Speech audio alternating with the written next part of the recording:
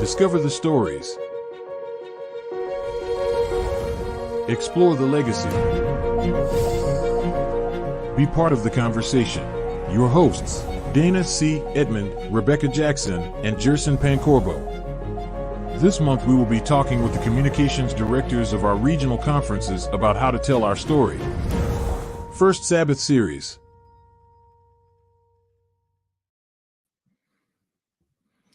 Welcome to the First Sabbath Series. Welcome, Elder Edmond. Welcome, Sister Jackson. Thank you, Elder Pancorbo. Ms. Jackson and I are in Memphis, Tennessee today.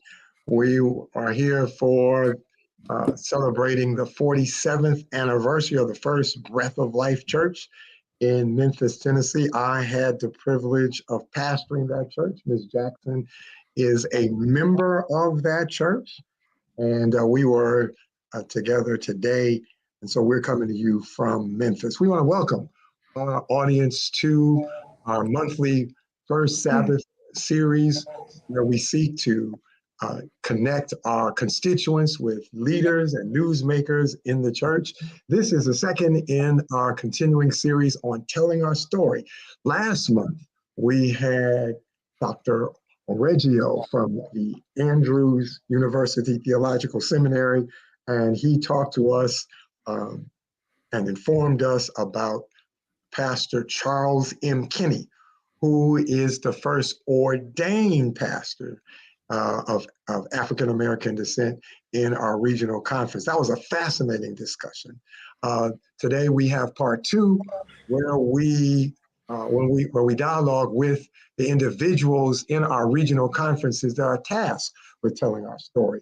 And so we want to get right to it, but you have been working, as usual, Elder Pancorbo, on various projects. And so we want to give you the opportunity to share your latest project. Sure, but can we first pray, Sister Jackson? We do need to do that. Yes, thank you. Of course, let us pray. Dear loving Lord and Father, we thank you so much for this day, and we pray that you will be with us as we seek to expound knowledge in your church and your work. In Jesus' name, amen. Amen, amen. I'm really excited, Elder Edmond, but we needed to pray. We have, as ORCM and RCRP, we're working together in a new series called Beneath the Suit.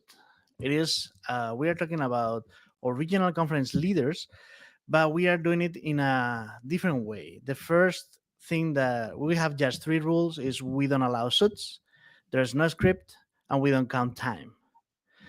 So the first invitee that we have was a person that I never seen without the suit. It was you, Elder Edmond. And the conversation was great. It was 90 minutes of how you feel, how's your life, how it is to be a leader of not just a conference, but of the office of regional conference ministries. You share some inputs about education. You share some inputs about religion, Adventism, how you feel as a stress, as leader, how you cope with the stress. It was a great conversation. But it doesn't matter what I say. I think it's going to be easier and faster if we see a little snippet of what we did on that program. I did in 1978. So I'm going into my 46th year. I remember when I was a young pastor, I thought that, people like me were like ancient. And now I get what I call the Methuselah look, which you just gave me. Younger people need older people so that they don't forget the past. The past is important. But older people need younger people so that they don't live in the past. I mean, I never thought I knew everything, but looking back on it, I knew even less than I thought I knew. I remember when I got assigned to my first church on my own. I was an associate. Mm-hmm. And in those days, in that conference, you couldn't baptize people unless you were ordained. So, and then I come to South Central, which has a different policy, and actually I could baptize, but I never baptized anybody before. So I had to practice on my wife. I must confess to loving sweets, especially pie, especially apple pie. people don't think of pastors in this way, that, you know, when we have to do a funeral, we hurt too. I am an early bird who's married to a night owl. Nobody remotely my age is riding roller coasters. And so we ride this one that whether it went straight up, we were on our back and we were going straight up and then we dropped straight down. And it occurred to me, when you spend time praying instead of enjoying the ride, it's time to quit. What I would say to all parents, what your decisions that you make need to be first and foremost made what's going to help save my children. My wife would say things to me, okay, this is how you made me feel. And then I would proceed to tell her, no, you shouldn't feel that way. You know, you're wrong, and you know, blah, blah, blah. What you feel. Yeah. And I wish I had known to listen. This is how she feels. Everything ends except what you do for Christ.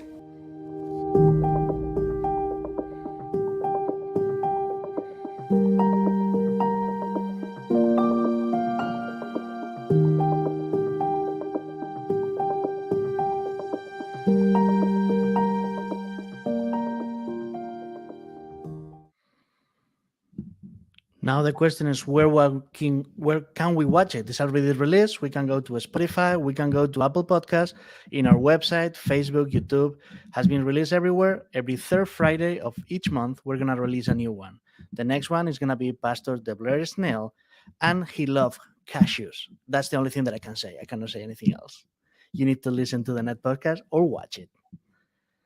Well, thank you, Elder Pankover. I was honored. I mean, this was totally your idea, and it was totally your idea that I'd be the first person on there. And, you know, I was uncomfortable with that, but I wasn't going to tell you how to do your job.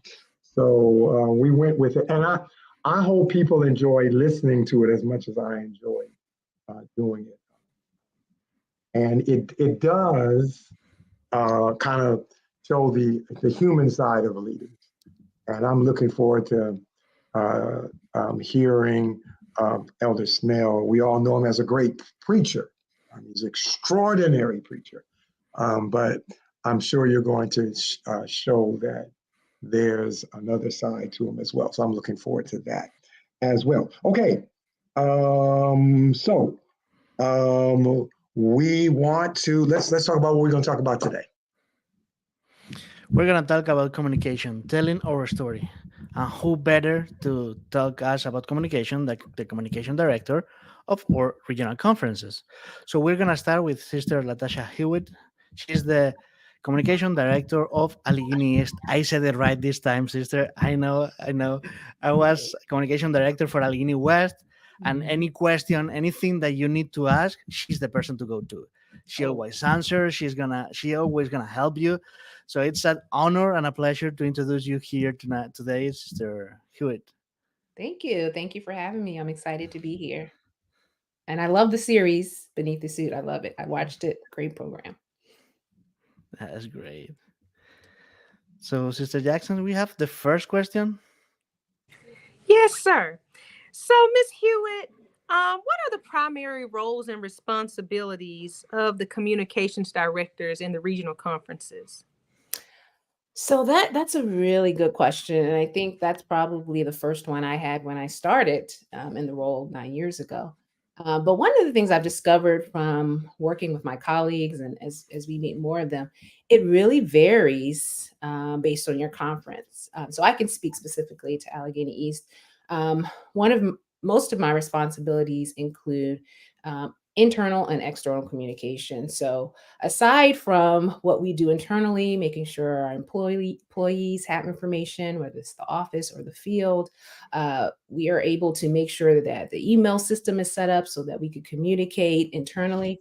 A lot of what I do deals with connecting our membership to the conference and connecting our membership to each other, because we span from New Jersey to Virginia, there are lots of times that our constituents don't even get to meet each other except for a camp meeting. And so it's my responsibility to make sure we share the stories of things that are happening throughout our conference so that we can remain a family and people understand everything that's going on. So we do that through newsletters, through our e-news program, through our podcast. We do that through social media, our website. So anything that we can do to communicate about what's happening, but also share our stories with those entities that are not within the Adventist spectrum. So sharing with the local news and other places that may be interested in the things that we're doing in our various areas. So there's a lot that goes into it. Just when you think you understand what your role is, you find out there's something else.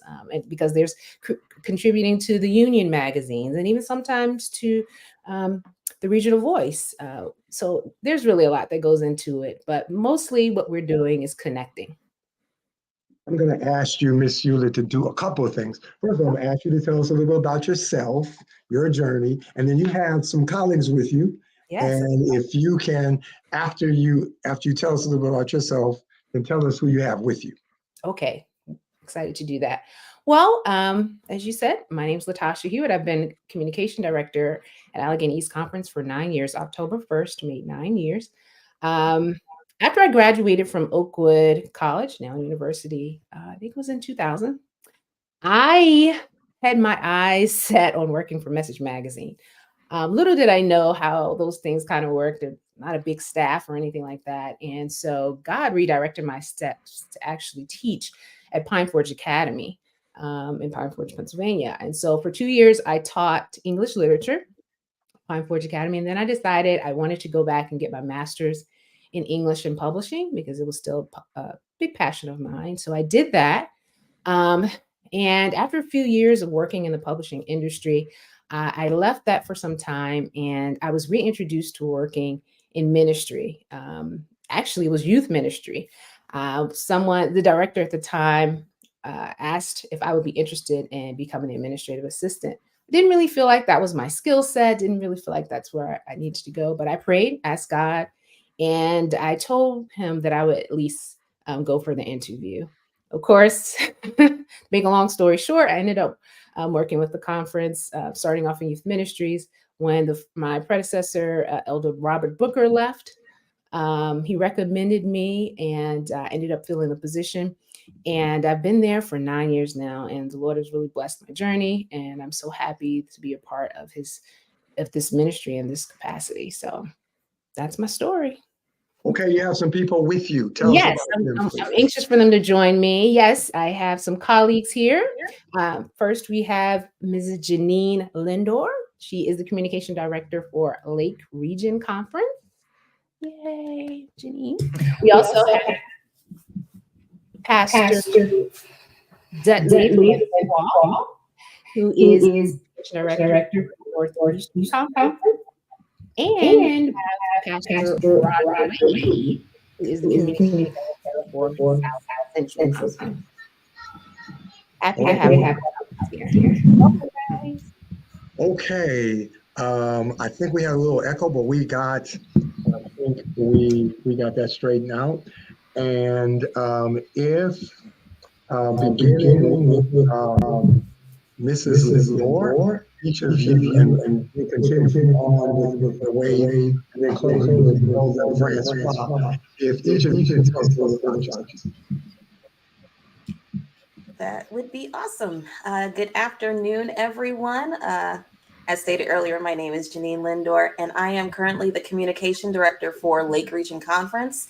Prior to that, I was the Communication Director for Northeastern Conference from 2012 to 2021, and then my great friend and colleague, Dudley Francois, took the reins from there.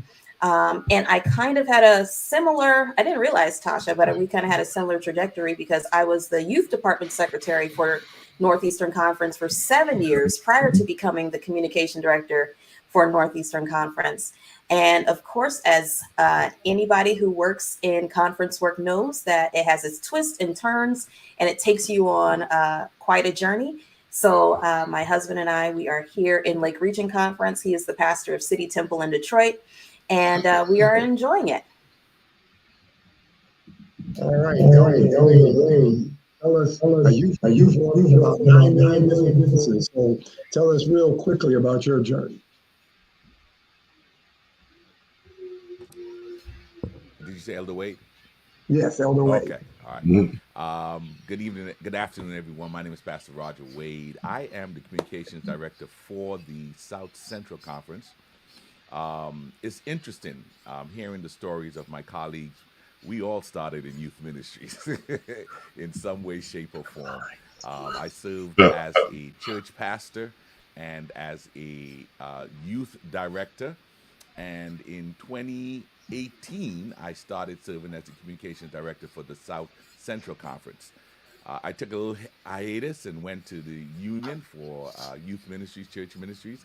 And then I came back to South Central as their communications director. I'm having a great time leading out, enjoying sharing some unique ways, especially since COVID, sharing some unique ways to get our message out, not only to our field, but to the world through the internet and other means of communications. All right. And last, Elder Francois. Well, it is a privilege for me to be with you all today. My name is Pastor Dudley Francois. I am the Communication Director and the Associate Youth Ministries Director. You hear the narrative is just continuing at the Northeastern Conference. The quintessential story for me is that pastor that ran for ministry, like everybody, felt like we got called and felt like it wasn't our calling. So we did everything else beside going into what you felt like God was calling you to do. And so that's what I did.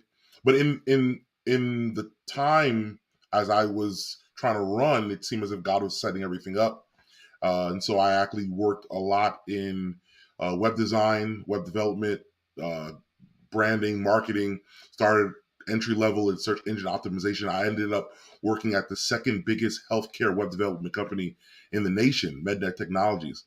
And I was there for a couple of years until eventually I said, all right, Lord, I'm going to go into ministry, went back to school, not knowing anything was going to happen in regards to communications.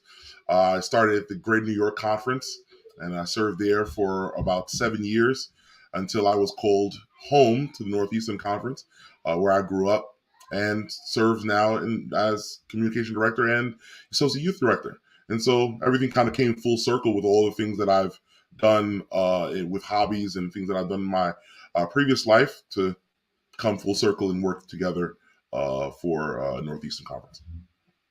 All right. All of us share a youth ministries background. So Elder Pan Corbo is probably the only one who doesn't have a youth ministries background. We're going to interrupt this youth ministries reunion and turn it over to you.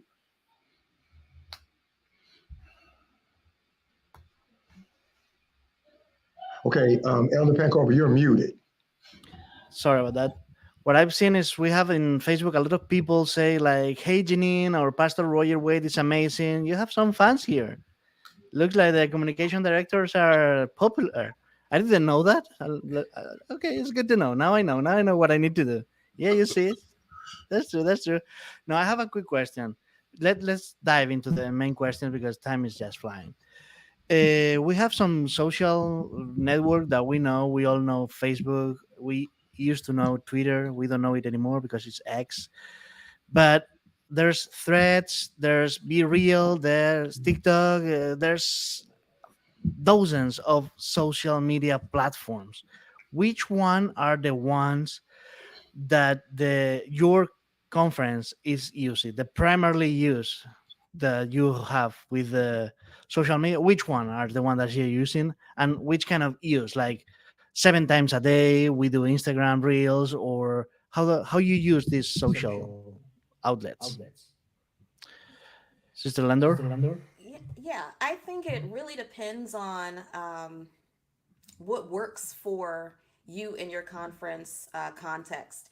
I know that there are a lot of people who are very hardcore on Instagram, and now TikTok is becoming a conference norm for different conferences to use that for their social media. But I think it really all depends on what is good for your context.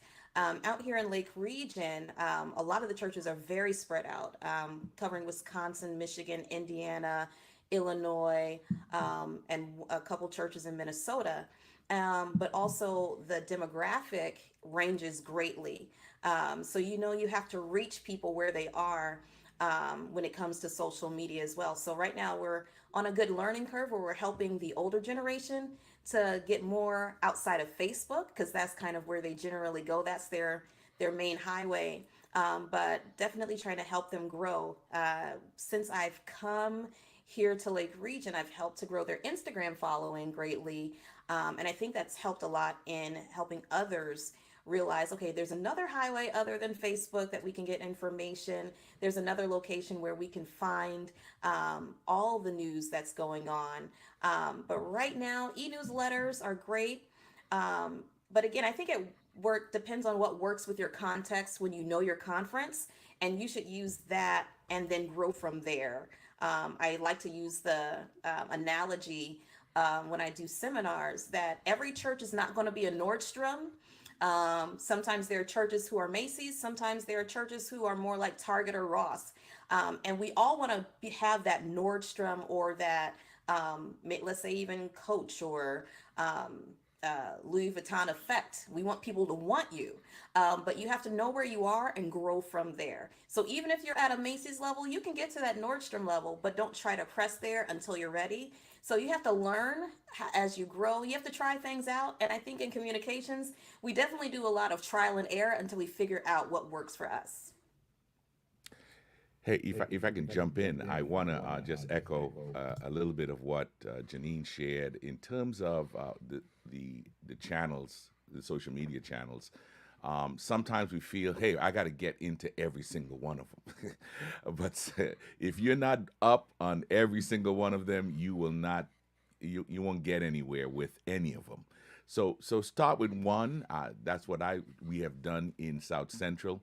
And that one feeds the other. So we start with one, we kind of focus on the one. We actually only use our social media to just kind of share updates and some news information, but most of our corporate communication is done through our website. So and I know that's more the corporate thing or the older folks kind of thing. And then we use our Instagram and our Facebook for the younger group. Now we do have a lot of our seniors on Facebook, so they get a little bit of both.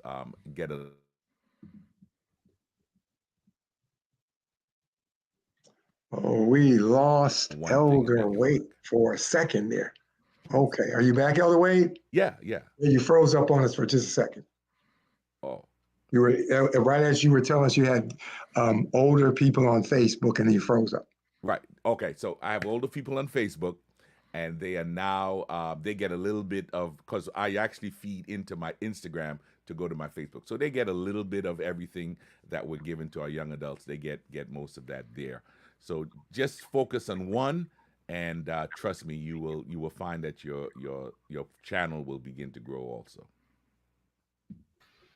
Yeah, if I'm the last person that's going to jump in on it, I'll probably just say that it's interesting how generations fit on certain platforms. And so, as Elder Wade had mentioned, some of our older members tend to only want to see things on the website. And so, if the website is their only source of information. And as you continue to go down, probably Gen X is your Facebook crew, and then your millennials are your Instagram crew. And then a younger than that is TikTok, and you find other platforms that are in between. And so what I think what is advantageous, just try to find a way to get all of these things connected in some way. And so some of the best things we found is putting whatever you post on Instagram or on Facebook, have a plugin or have an insert on your website, so that the people who want to see the information, on the website can see it, but it's also available on social media. So you can find different ways of reaching all different generations just by finding a way to kind of integrate all things to become together. And so once you do that, it becomes a little easier for everyone relatively follow. But generations is really interesting in regards to how they consume information and what platform they use to receive it. And I'll add too, with social media, because we are spanning so many generations, and you have younger people on Instagram, on TikTok, and all that. You have the older, but some of the younger on Facebook. Let's not forget, there's still some of the younger who are on there as well. For us, we wanted to be a little bit more intentional about making sure we have presence in at least Instagram and Facebook, because what we noticed in our audience is that we want more engagement with our young people. And so if we wanted that engagement from a conference level, we had to kind of go where they are. Recently, we were able to, new person joined my department, Amy, welcome, shout out to Amy. And she has been tasked with increasing our social media presence. So it's interesting that we're talking about this, because one of the things about social media, with all the things that we do as communication directors, social media is a beast in and of itself. I mean, it's not something you can just kind of quickly do for 5 minutes a day. I mean, it's a whole it's a whole ecosystem. It's a whole way of thinking. And so we're trying to be as intentional. I agree, we can't be everywhere, but we're trying to be intentional about Instagram, Facebook. And one of the things we added recently, or tried to be more, is the LinkedIn. We weren't really using that. That's mostly like a professional side of things. But we thought about, this is a great way to engage our employees, but also help other people understand what we do, for those who are out there, and not necessarily encouraging them to look for other jobs, other places, but just so people have understanding of what our organization does in that space as well. So that's something new that we've done in the social media space within the last year. So you all have spent a little time talking about which social media platforms you all use, but what role does social media play in your efforts? What exactly are you hoping to do when you use social media? And I guess we'll pose that question to Pastor Wade. For me, when I use social media, we looked at the three things that we use: the website, Facebook, and Instagram, and we felt we want to speak to those particular age groups that use it very well. So social media pieces like Instagram and Facebook, as I shared, we post very graphic stuff that has graphics or pictures directly to Instagram, and then that also feeds into our Facebook. Sometimes the Facebook may get it more because of the way the content is, and so if it's a longer form content than what Instagram can do in that short, but if there is a strong linkage, we'll do it through Facebook. But we try to use all of our social media to kind of hit it's like a buckshot. And then our website is very corporate-y. Here is the news, here is the post, this is what's happening. So we try not to use the website to just put out what's coming up into the conference. You get that out of our social media side, but unless it's a major corporate event, we will do it in our webpage. But mainly our social media is for those quick, this is what's happening. We share what churches are doing, things like that. But our website is very corporate in making sure we kind of stay focused on sharing what's happening from a corporate perspective. I have two questions. I think I'll just ask one. And I asked it to you, Mrs. Hewitt. I met you, I guess it was about 4 or 5 years ago, when my friend and former colleague, Elder Fordham, the late president of Allegheny East, asked me to come and do the training for your executive committee. We spent a weekend doing that. I just had a wonderful time. And Saturday evening, after we finished the training, then we had a social, and you led out in the social, and there were prizes. I even won a prize, and then we went into the workers' meeting, and you had a very prominent role in both those things. I noticed that where the president ordinarily would be the kind of upfront person, it was you that was, and I remember being very impressed by that. I guess it was about 3 years ago, maybe. I got a call from the person that was the vice president at that point to tell me that Elder and Mrs. Fordham had tragically died. Now that gets into kind of crisis communication. I don't know if there's been a bigger crisis recently than that. So let's talk about crisis communication. Kind of walk us through from what you did from the time you got that news. Yes, that was quite the experience. Probably one of the most difficult parts of my job. Because initially my reaction was personal. Hearing the news, I was thinking about how I felt about it. I was devastated. I was in shock. It took me a few minutes to really, come to terms with what I was hearing. But at the same time, as a communication director, we always turn on that switch where, okay, my emotions have to be turned off. Now I have to get to work. And so the first order of business was to figure out how we were going to share the information. We know when someone passes away, we know how the news travels, and we wanted to be in control of the narrative head on. So first order of business was to decide what we were going to say and how we were going to share it. One of the things I did was to call one of my mentors, Celeste Ryan Blyden. She wrote the book Crisis Communication, and I knew that she would know exactly how to walk me through that process. This was new. She knew I was emotionally involved as well, and so we got together and we put together a strategy of what we were going to do, when we were going to do it, how we were going to do it, and within a few hours, had a statement drafted. Had something on social media, sent something out to our employees, sent something out to the employees first, because we wanted them to know before we shared it with the general public. Then we posted on our website and our social media, because one thing we know, social media is one way to get the word out fast and for people to share it. And so we put that information out, and shortly after that, the news stations were hearing about this because it was such a devastating way in which they passed with the fire.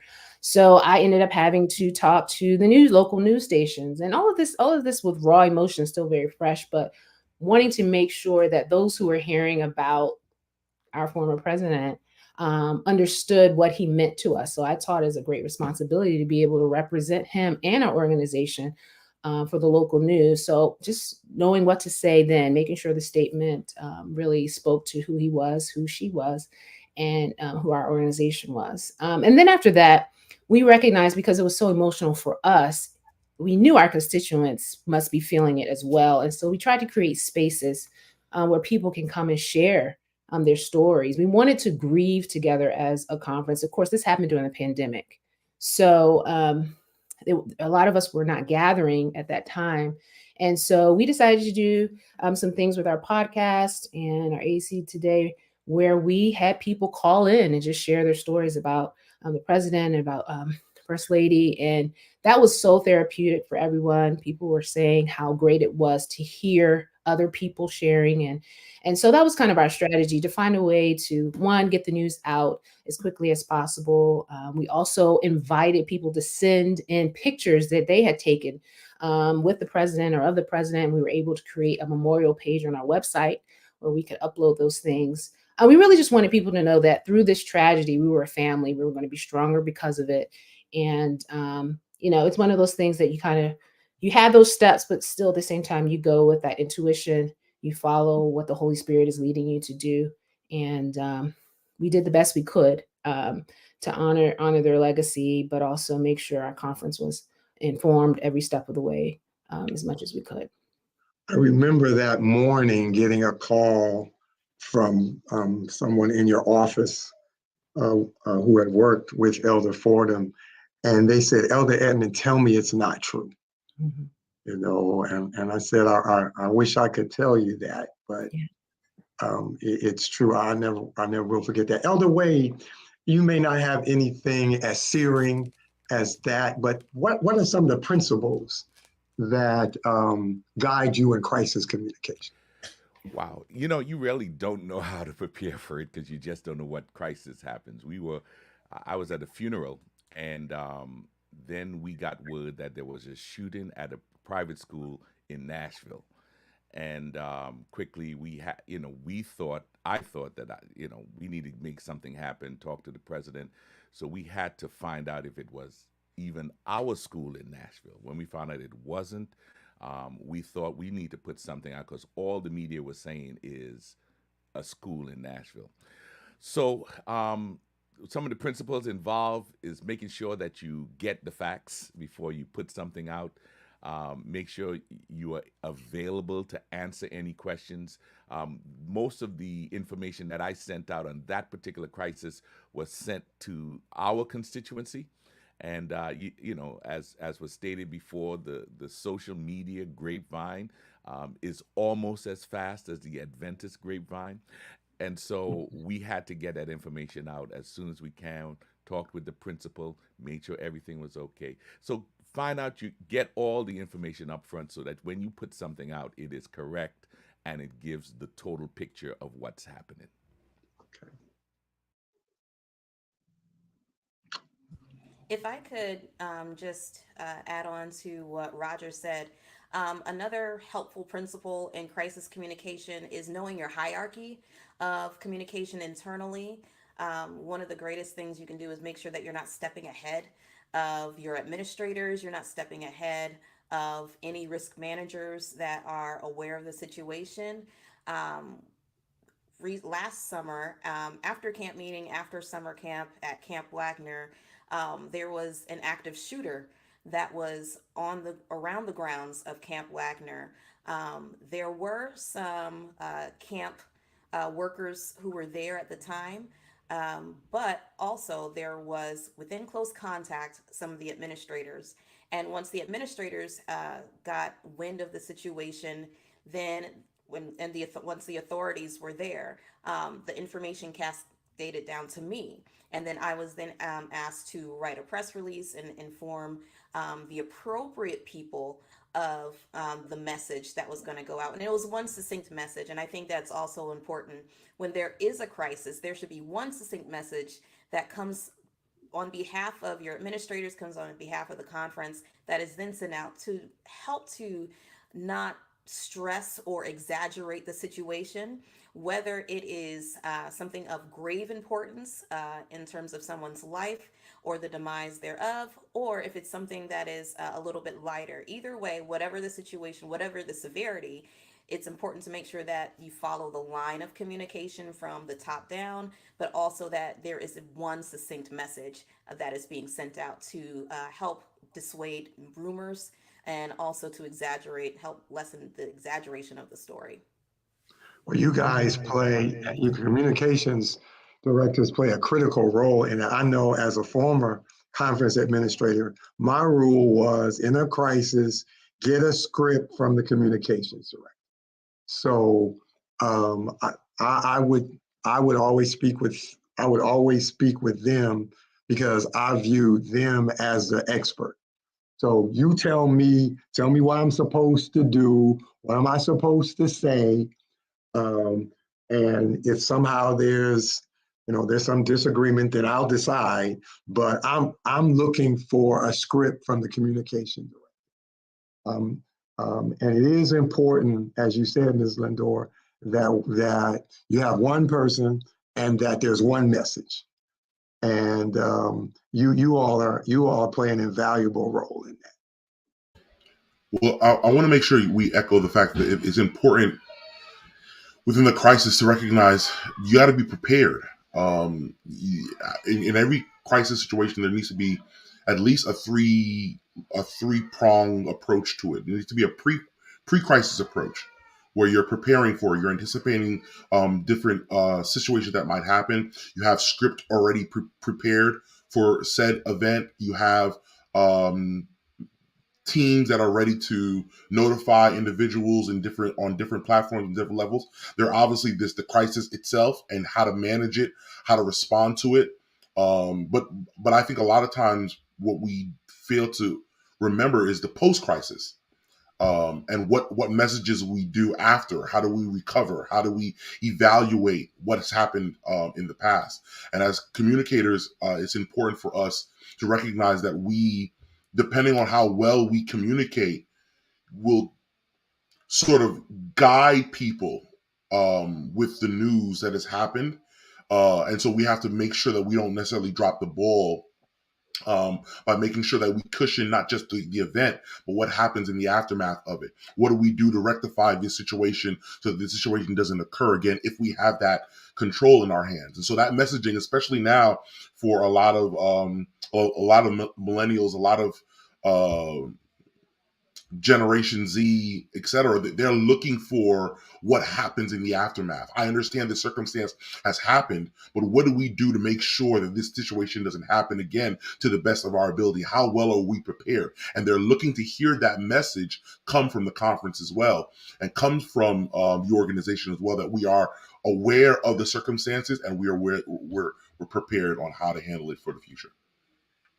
Yeah, and what people don't understand is there is that fine line between what you need to say and what you can say, because there's that legal prong too.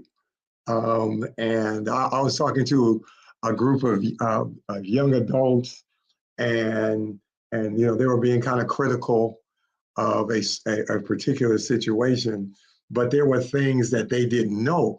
When you're in administration, there's always things that that you can't say. Whereas the social media folk don't operate with the same set of rules. They can say whatever they want, but what in a crisis, what we know and what we can say are often not the same. All right, Miss Rebecca, get us off this crisis.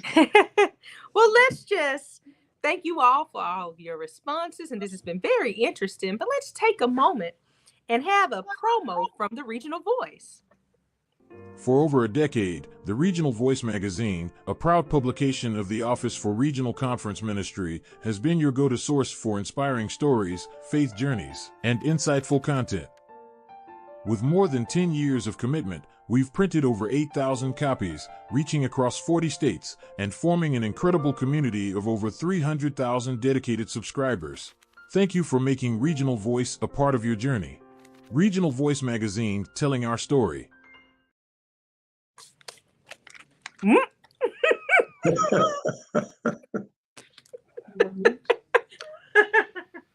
Well, I think Miss Jackson's story is she didn't get a chance to finish her dinner and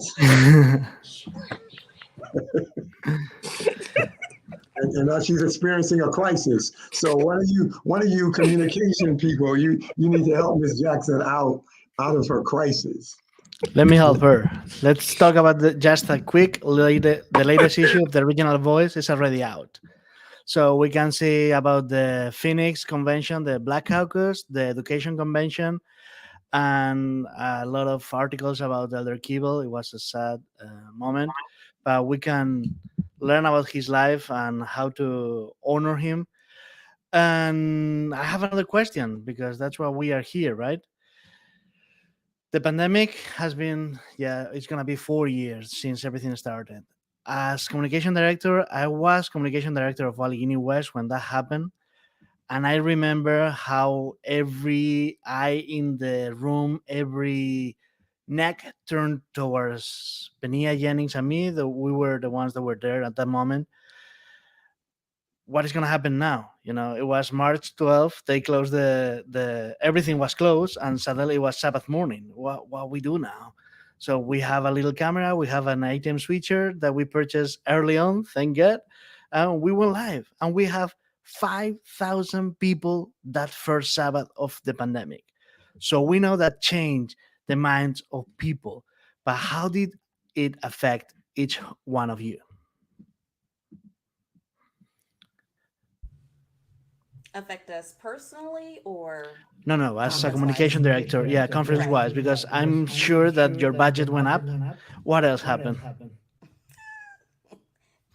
Everyone tried to find out what's going on with Zoom? How can I get a Zoom account, a free Zoom account with the minimum of 1,000 participants? That was probably the biggest thing, the request that it came out. But I think more than anything else, people were trying to learn how to find a way that you can govern a platform that people can still have church, and not just the presentation of church, but the interactions and what we can do with that. And so people are always trying to find a way to govern through that. So yes, our budgets went up.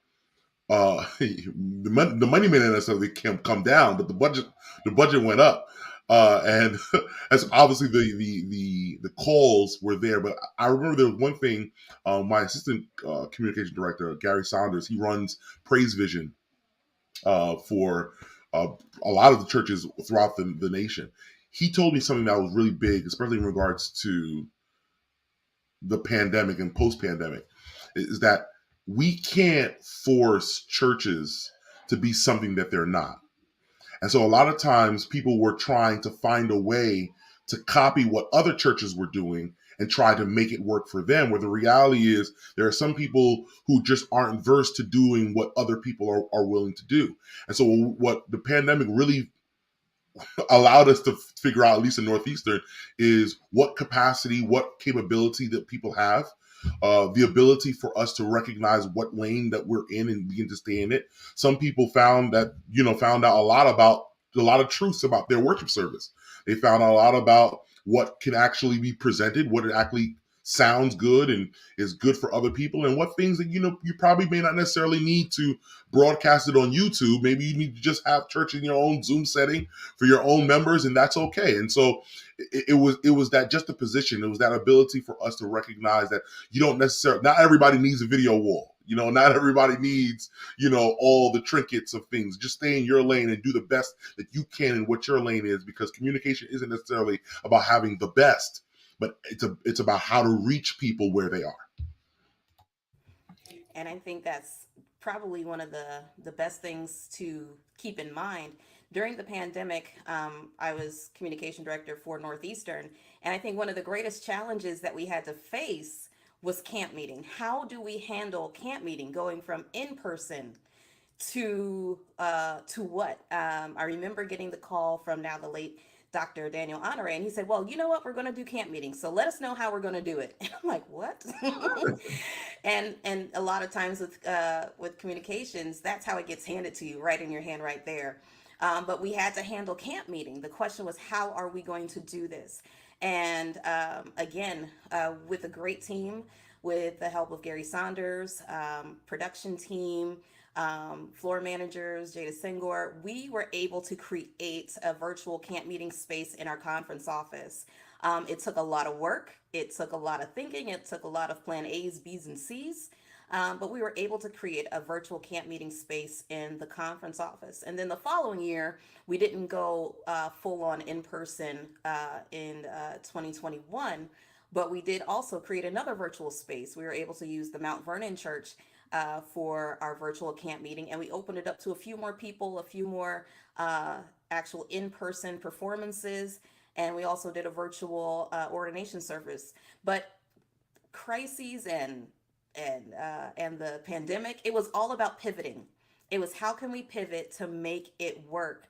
And I think the attitude that we all hold, I think is that it's going to work. We don't know how we will get there, but it's going to work. So we work with a mindset of optimism, even through a hardship.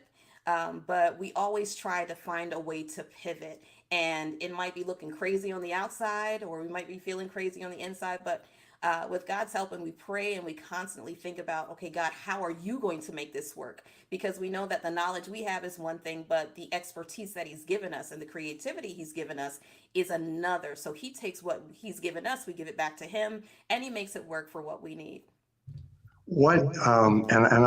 I'm interrupting, and I apologize, but what fascinates me, Mrs. Lendor, about that pivot was how sudden that pivot was.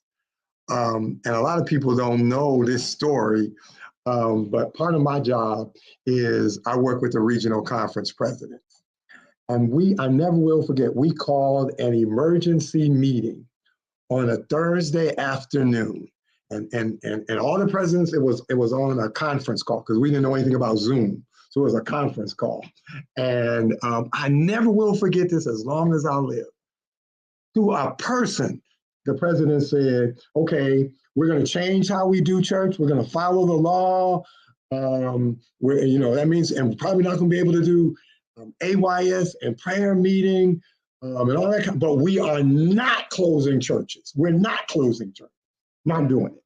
That was Thursday afternoon. The next day, I'm walking to my plane, to my Sabbath appointment. And less than 24 hours after the president said, we're not closing church.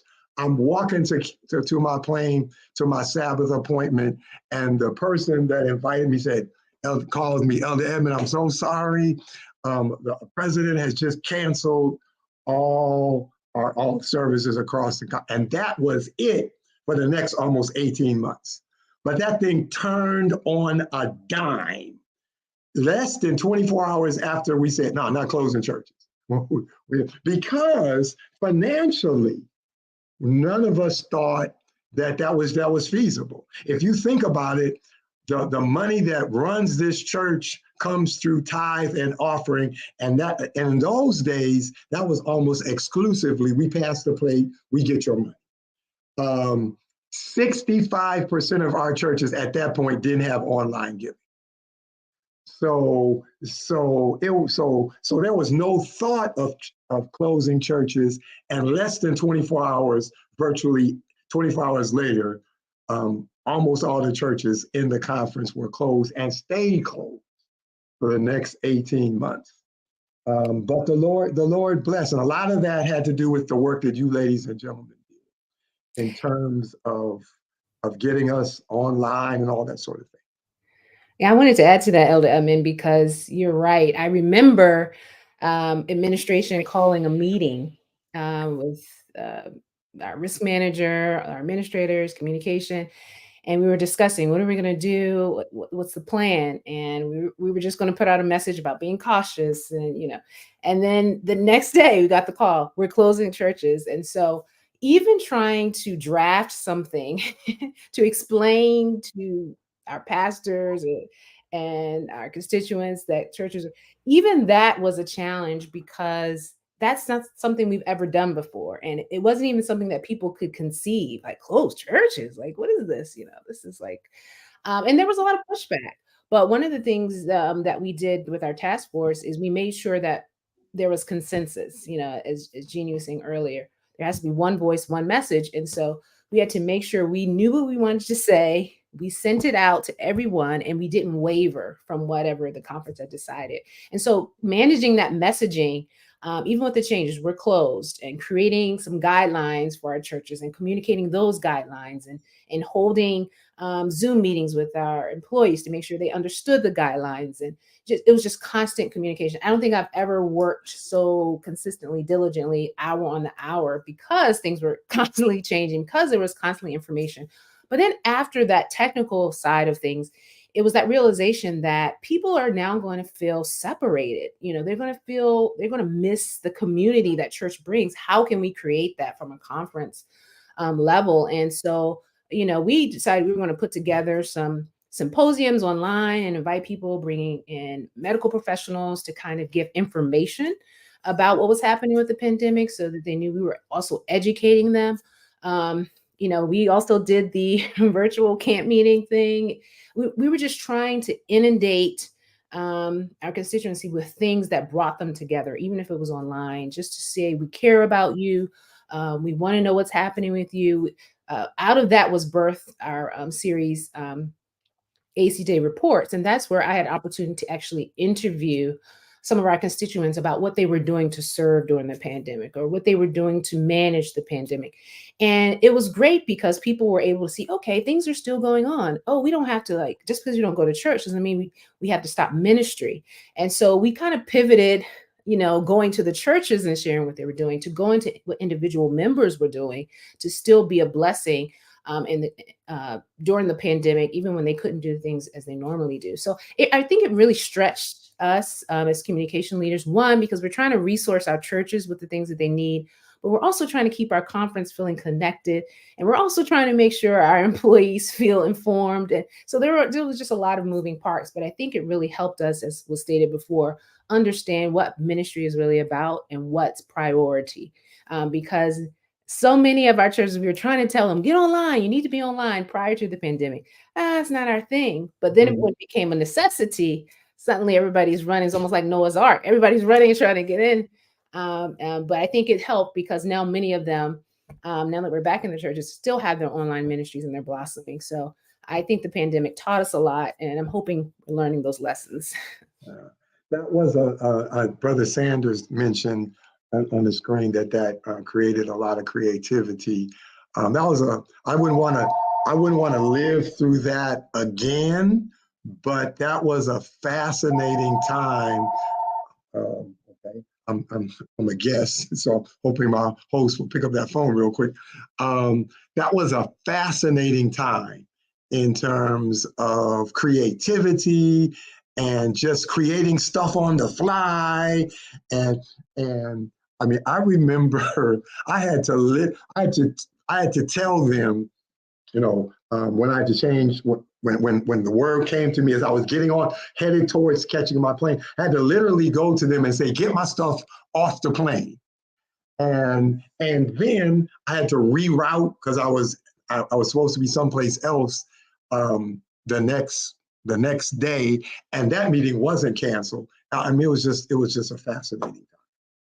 And the Lord got us through. If somebody had said to me, your churches are going to be closed for a year and a half, I would have said to them, we out of business.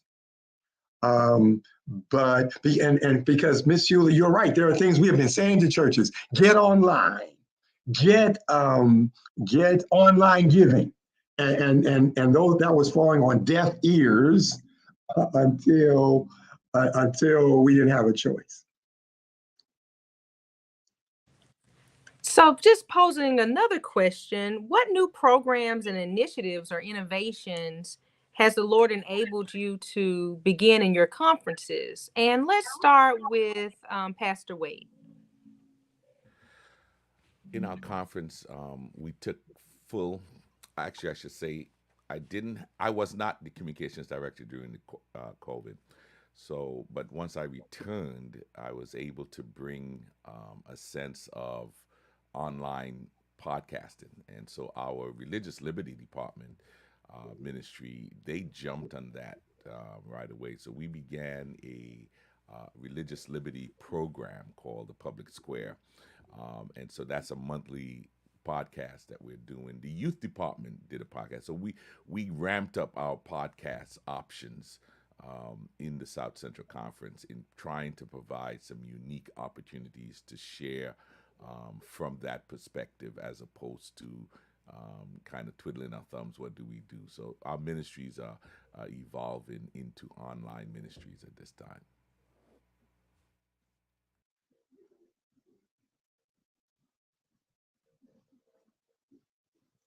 Okay, I guess we're kind of posing that to the group in terms of sharing into innovation. So I'll ask one or two others if you could just share any kind of innovation or new ideas that you've kind of put on the table recently. In Lake Region, what we have been doing is kind of refreshing the face of communications. So I've begun a program called LRC Connects, and monthly, whether it be through an e-newsletter or online, I'll have a conversation with some leaders. Our first program was with our stewardship leader and our prison ministries leader, and that went very well. People, I realize, a lot of constituents, they don't always get a chance to know exactly what our departmental leaders do. They know that they voted them in. They know that they have a face. They know that there's a basic department, but they also don't get a chance to know who they are as people and also their plan and their vision for the department. So with LRC Connects, the idea is to connect from the top down, connect the office, the conference office, to the constituents. Yeah, and I'll add that. Speaking of connection, I feel like that's what we were always trying to do. One of the things I hated when I first started working in communication was that people always referred to the conference as the building where administration works, and I hated that. I'm like, what do you mean you're the conference? Trying to throw it back out to them, and so a lot of the things that through my leadership I try to do is highlight our membership and or engage with our membership from the conference level. I don't want us to be strangers to the people that we serve. I don't want to be, in that big office on top of the hill type of mentality. And so most recently, we already kind of had AC Today and AC Today reports for some years now, but during the pandemic as well, we started the Upset podcast, which was really a forum. We kind of call it like similar to like that potluck style conversation where you're just talking about different issues in the church, and you can be very, we always have to put disclaimers out there because you have to make sure people know these are our opinions. But just bringing together pastors, our media director, myself, and bringing on guests, it allows us to talk about topics that normally the church doesn't really want to discuss, or they don't expect us to discuss. And so that has really been probably the project that I'm most proud of recently because of the level of engagement. We do it every Sunday at 6:00 on our Facebook and YouTube, and of course podcast platforms.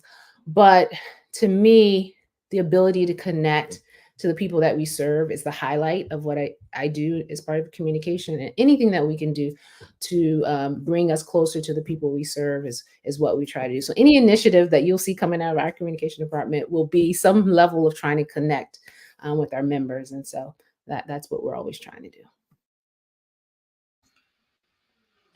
For us in Northeastern, I think the most important thing we found coming out of the pandemic and having sort of a post-pandemic life is realizing that content was important. And so we just didn't want anything coming out of the conference to just be labeled things that came from the church buildings.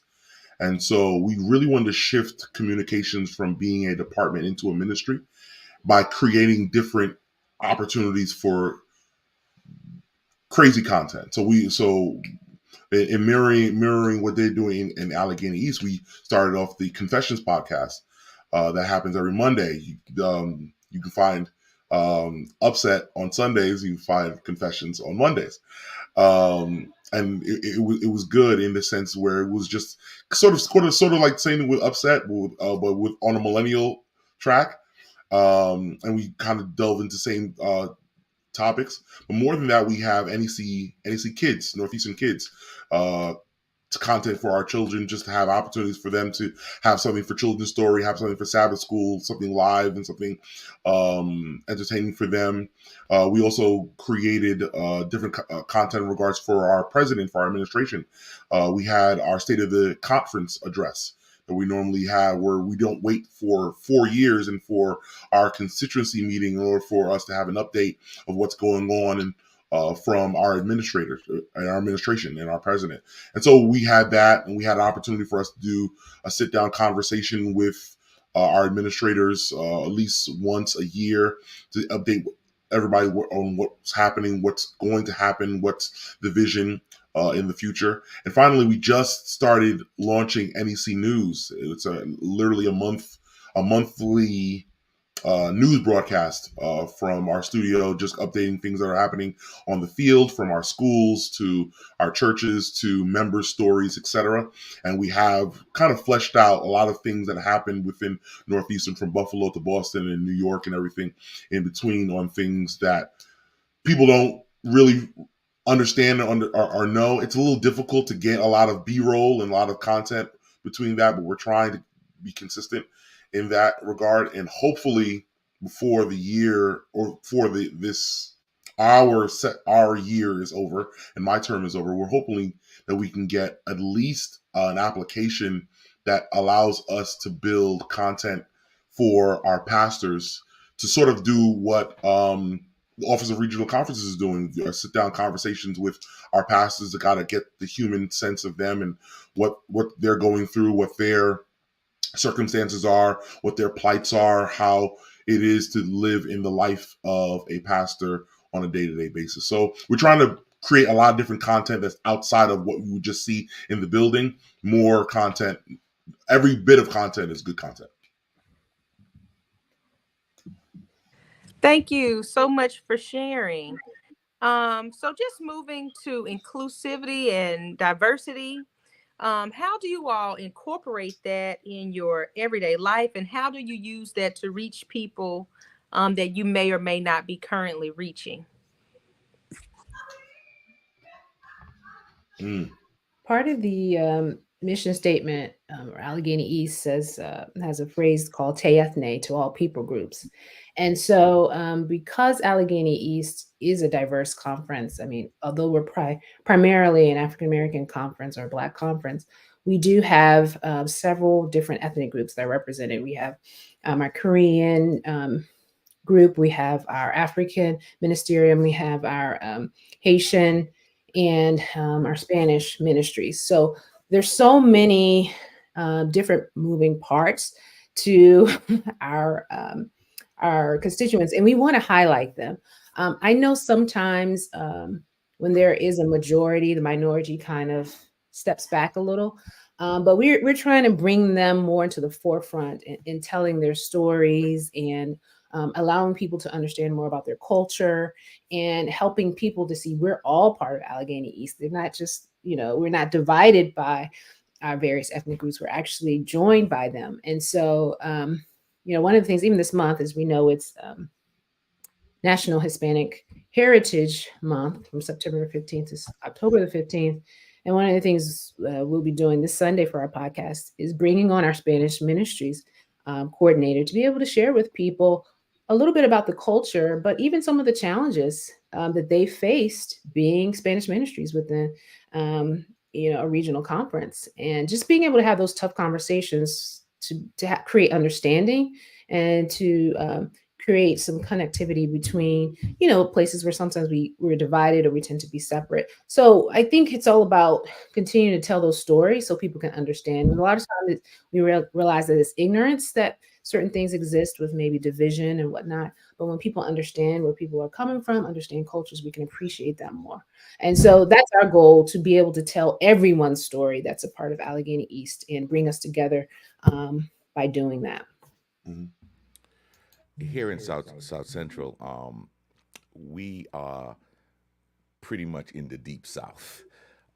African American. Most of our churches are African American, rural African American churches, small churches. So diversity was not high in our priority. Not that it wasn't a priority, but it wasn't high on the priority. But recently, it has become high in our priority. We're having an explosion of African culture and Haitian culture and Korean culture and continuing to grow our Spanish constituents. So it is a very priority of our administration. So we've put together the concept of having a multicultural department. And so we're trying to share stories from the multicultural perspective as opposed to just one or two diverse groups. So it is an intentional job here in South Central to begin to provide information and sharing to our constituents in particular about what's happening. Most of our churches are so far from each other, they tend to believe that they're the only ones. But hopefully, we are hoping to share with our conference at large about the different ethnicities that are that make up South Central Conference. And I think all of our conferences now, I think we're embracing the idea that our regional conferences are becoming more multi-ethnic than we ever thought they might be, especially when it comes to celebrating whenever there are new hires, from other cultures, from other races. We are, I think all of us love to embrace that change, embrace that diversity. When it comes to celebrating them, I think it's important that we not only highlight during, let's say, only during the moments where they may deem it's important, whether it's Hispanic camp meetings or Haitian camp meetings, because there are so many more moments outside of those high days that we can highlight the churches, the pastors, the members. But I think celebrating the cultural diversity that we have in our conferences is very important. Making sure that we publish stories from, our Hispanic brothers and sisters, making sure that we highlight the moments that are important to our Ghanaian churches, to our Haitian churches. Everyone should be seen, and I think that's highly important. Everyone should be seen, everyone should be celebrated, and everyone should be comforted when necessary. If something happens to a church that they may need help, we need to know who to go to, and it shouldn't be the first meeting when something goes down and something is not good. That us reaching out to them in that moment shouldn't be the first time that we reach out to our sister churches of other cultures, but it should be a continual conversation throughout the whole year. Yeah, in Northeastern Conference, it's a pretty diverse conference in itself. A lot of Caribbean background in the Northeast. However, because most of the language obviously is English, it kind of puts those who speak Spanish and French or Haitian Creole or Portuguese, etc., in a sort of like a little bit of a bubble. And so I found, even for me, I'm from Haitian descent. Growing up in Northeastern, it was always important for me, not necessarily to be highlighted or to be recognized. I think I already knew that I was Haitian before you recognized me. It was the importance of recognizing that because I'm Haitian or because we speak a different language, it doesn't necessarily mean that we are the other part of the conference, but we are a shared part of the conference. And I think language is extremely important. When I came into this communication responsibility of making sure that when we speak of the conference, it's not the conference's event and then it's Franco-Haitian's event, or it's a conference event and then it's the Hispanics event. Oh, it's camp meeting and then there's Franco-Haitian camp meeting. No, Franco-Haitian camp meeting it should be at the same level as English camp meeting and Hispanic camp meeting. And it's the intention of making sure that people feel that they're valued is important. And it comes directly from us. What we choose to make intentional by how we choose to suggest our language, what we do in regards to our graphics, what we do to the intention of what we supply for the people who may not necessarily speak English or may not necessarily come from the majority of what the ethnic group is extremely important. And what I find is people have now come to appreciate the intention of allowing them to feel as if they're a part of the conference rather than that stepchild that is expected to give money, tithe, etc., but really feels as if they're valued with regards to the overall sense of what the conference feels like it's made up of. Okay, we really thank you, communications directors. We are running out of time. I think we can flip 2 or 3 more questions in before our time runs out. We lost Ms. Jackson to technical difficulties. So Elder Pancorba, it's up to you and I. Let's close this out. There's one question that I really, really, really want to do. I'm sorry, I've been waiting to do this question since the beginning of the program. Is like, there's any new technologies or trends in communication that you believe that could significantly benefit our conference strategy? And I don't want to say ChatGPT or Midjourney, but I already said it. How we see that helping or not helping to our communication, to our work, everyday work. We use Grammarly, it helps with the grammar. But what happened when everything is created with ChatGPT? Or the images that we are seeing are not exactly, like the Pixel Pro 8 that is going to be released. Now you can change the face and you can pick the face that is smiling. that never actually happened, but it's a picture that you share with the people. How we can deal with that? Sister Wade, I'm gonna tack you first. Okay. Well, first of all, you talked about AI. You talked about ChatGPT and those things. One of the things I try to let everybody know is that it's a tool. It's not the end of it. It's not. It doesn't replace what you do or how you do things. It's a tool for you to use to manage. I'm constantly looking at YouTube videos on what's the best way to use the AI processing that's out there. And it just gives me different ideas in how to use it. So you write a press release, and you could run it through ChatGPT to make sure that you're doing it. You're getting the grammar correct, or you're tapping into what needs to be said. Those kinds of things. But it's just a tool, and so personally, I'm not afraid to use it. I try to use it.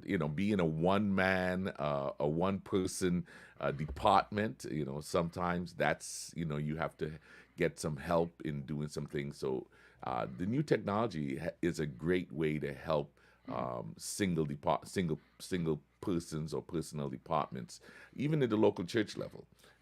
It does open up opportunities for you to try different things in terms of different types of communication media to send things out. Even as you put stuff on social media, you can utilize AI to help do some captioning, begin to help you to focus on some of your long content and transferring it to short content. So there is a whole new opportunity for single ministry individuals, or I said in ministry that has a single person, to do some great things. Yeah, I agree. I was I think it was this past camp meeting. My assistant was working on something for a camp meeting, and I think one of the speakers had on a particular suit or tie that kind of clashed with her design. And so she went into, one of those AI programs and was able to change his suit color, was able to change his tie, give him a bow tie, long tie, striped tie. We just saw him going through all these transformations. I was like, you know what? This is scary. It was great, it worked, but at the same time, it was like, wow, like you can literally put anything in there and this thing can generate it. So it's exciting on one side for me because of the possibilities in terms of, you know, the limitations that sometimes come with creating graphics and whatnot. I get a little nervous with the text stuff though, just to be honest, because I feel like I don't want us to become mindless to the point where all we have to do is generate a couple of words and we have a whole, you know what I mean? Like, I don't want my story to be written for me because I put in a few keywords. Yet at the same time, when the deadlines get tight, it's tempting, right? So I feel like there's a balance that really has to be created, and you kind of use your gut to know when this is appropriate and when this might be, taking away some of my creative license or ability. But I do believe in trying everything that's out there. But at the same time, I do believe there's certain limits we should set when it comes to AI. It gets kind of scary to me. I don't know about you guys, but it scares me what some of these things can do. No, Tasha, I feel you on that because it's like, ugh, do I try it? Do I not try it? And I think that's the thing. I think if anything, if we do try it, try it on something small and try it on something where you don't have to publish it right away and where you have time enough to play around with it. Because the worst thing to do is to try it on a first time when you have to go live or the first time when you have to send something out. But there's a tentative feeling to it. And I'm not trying to be a SDA doomsdayer, but it's just like, man, this is how they gonna get us, This is how they gonna get us. So yeah, it's one of those things where it's cool. I think it's great. It's something that they've been using on us, I'm sure, probably for a while, but use it, with a grain of salt always. And that's with any new technology. Try it out on a small scale first, and then once you feel comfortable with it, once you've honed it out, another great thing is what I love about our regional communicators group, we call ourselves Recom, we definitely have no fear in asking each other for help, assistance, or hey, have you tried this out? Can you do this? Or have you done this at this place? So definitely, I would say whenever we do try things out, I say try it on a small scale, test it out. Ask your fellow colleagues for assistance or help. We're all learning. We're all learning, and we're all growing in the areas where we feel the strongest. But yeah, it's one of those things where it's trial and error, and then it eventually works out. Okay. I'm sorry. Go ahead, Elder Francois. I was just gonna say I love it. Listen, I'm not even gonna lie to you. It's great, man. It's fantastic. Um, so I'll tell you this. I'll tell you this. This is really quick because I know we have to go. We have GPS, and everyone uses GPS. And I think it got to a point where some people use GPS for the point of now they rely so much on GPS. If without the GPS, they still wouldn't know where they're going, right? I think that's where it gets to the danger because we begin to start to lack the reason as to why we're using it in the first place. And so for me, I use Waze, but I use Waze not necessarily because I forgot where I'm going.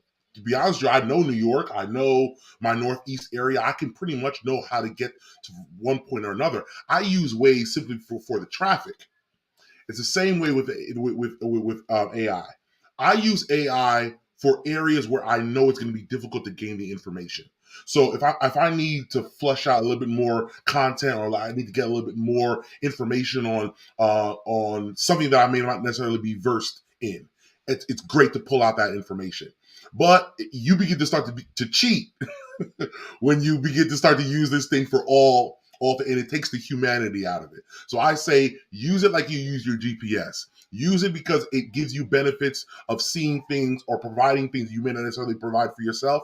But at the end of the day, you want to necessarily know how to get to 7-Eleven. You should be able to know how to get to 7-Eleven. You shouldn't rely on the application to get you to 7-Eleven.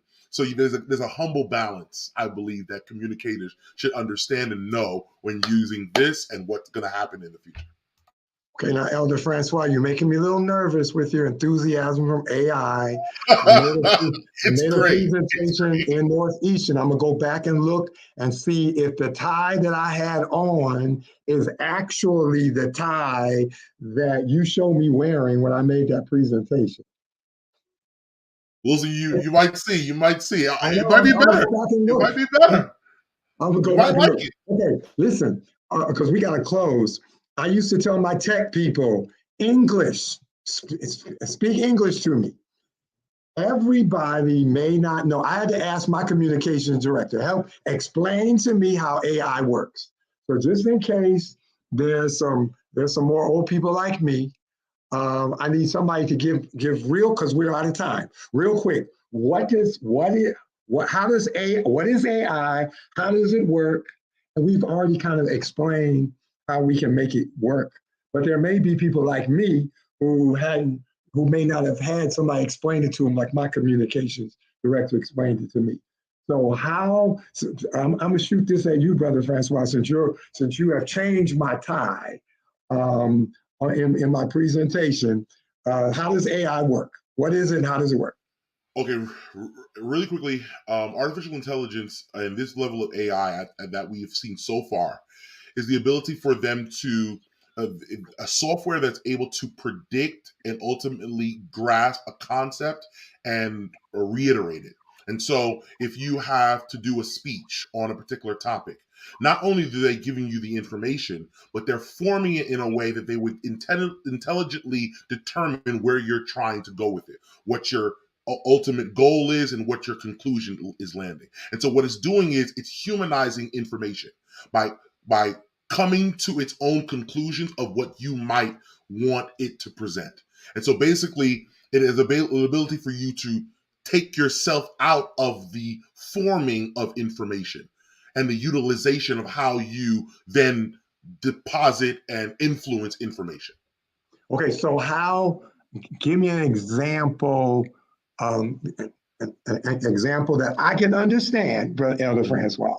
Give me an example of how you would use AI. Okay, Besides so if I changing my tie.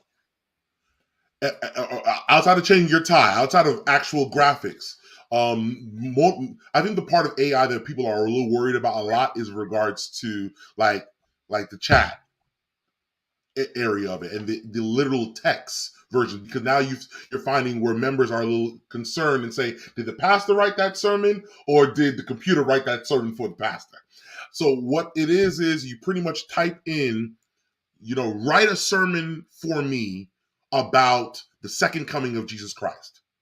And the software will take in all information that they know about the second coming of Jesus Christ, generalize it, and then form it in an intelligent way that would break down point by point what you would need, because it understands what the definition of a sermon is. If you want to say a sermon, if you want to take out a sermon and put in essay, it will then change it up and format it in a way in which you would get it for an essay. So all it is just giving you what you want without necessarily you having the creative influence of shaping the information yourself.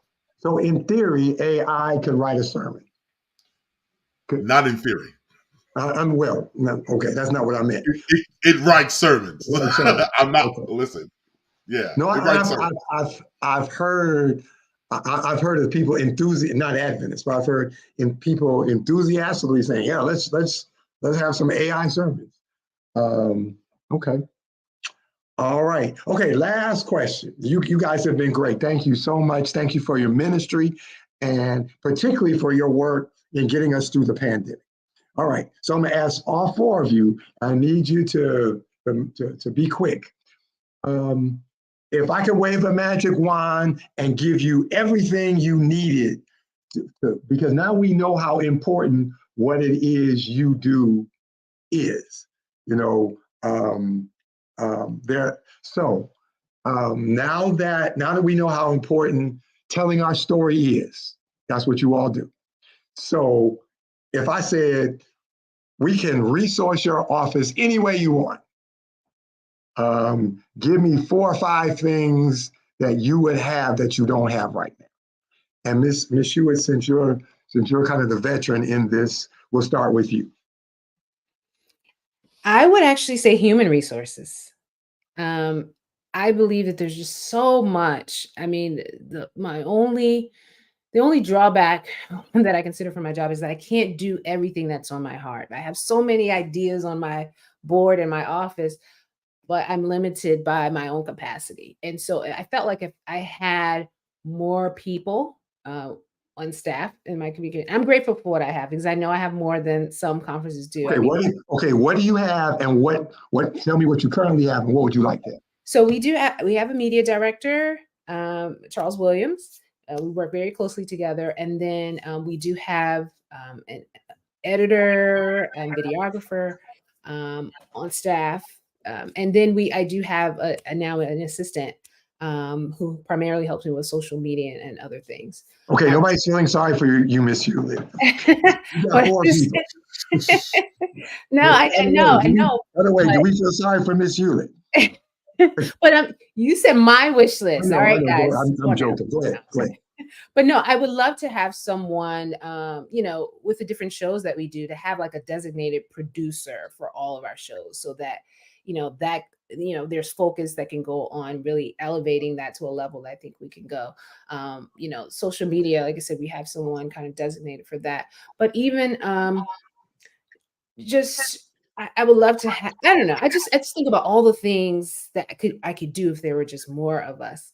And so for me, I think having, like I said, a producer, because it's not just the things that we want to develop all of our directors to be able to have their own shows, their own podcasts, but that takes manpower. And I feel like we just need more people on staff to help us produce more of the types of quality shows that we want to do. I think that's one of our strong suits. I think that's one of the things our constituents appreciate, and we want to give it to them more, and we want to do it at a higher level. So that's my wish list. Okay, Ms. Lendor, same question. You got a minute. Okay, so as a party of one,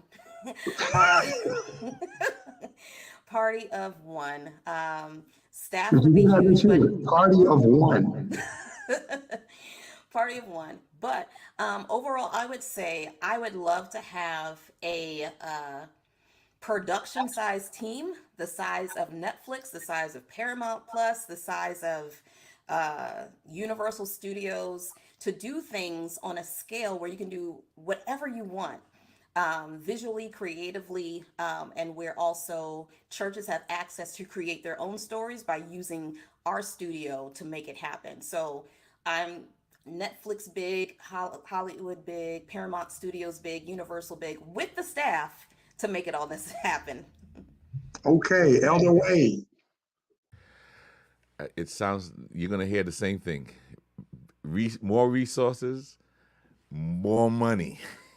I think each of us have great ideas, but we just can't do it by ourselves, or we can't do it with in LaTisha's situation. We can't do it with the small group that they have, but more money and more resources to get the ideas that are stuck in our heads out and produce. Okay, how many more people and how much more money?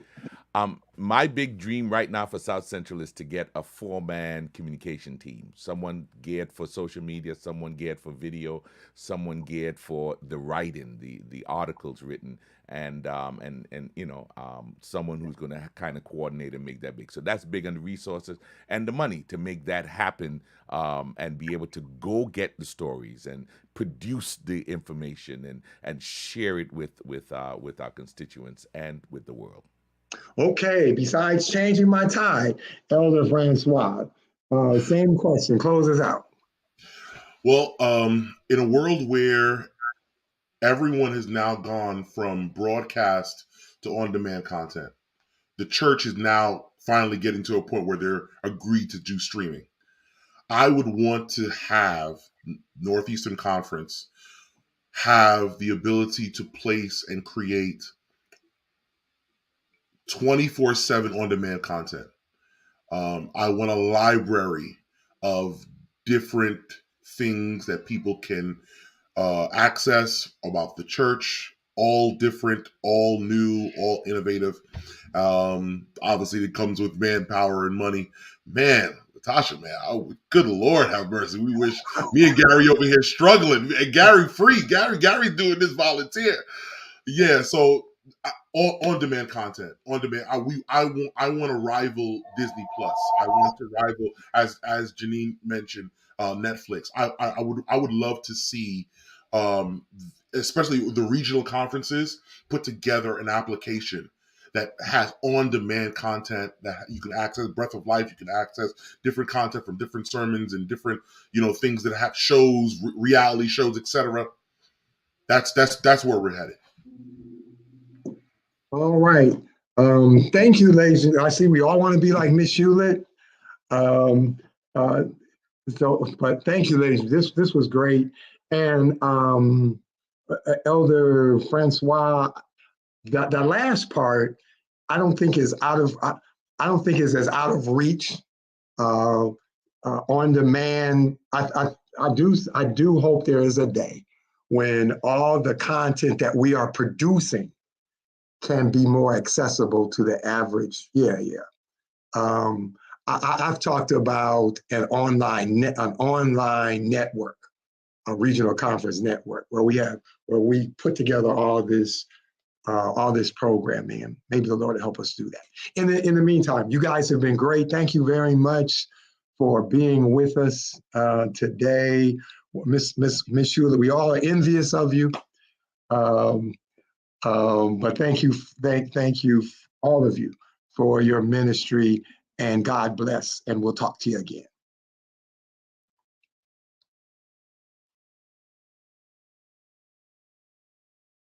All right, Elder Pancorbo, thank you for arranging that for us. That was an interesting discussion. Close us out by doing two things. One, tell us what's coming up next, and then close us out with prayer, please. Perfect. I'm great. I'm really thankful that I'm a host, so you don't ask me what I need for the communication department of ORCM. No, I'm not. I want to answer that. Okay. Well, we are gonna keep telling our story. The next part that we are gonna talk is gonna be about the Oakwood University, the history of Oakwood University with Dr. Poller. That's gonna be in November. December, we have PELC, and we had the opportunity of talk with Dr. Jesse Wilson during the PELC weekend. So that's going to be great. And we already have lined up January, because we want to keep talking about telling our story. It's going to be with the Blair Snell. We're going to talk about Breath of Life.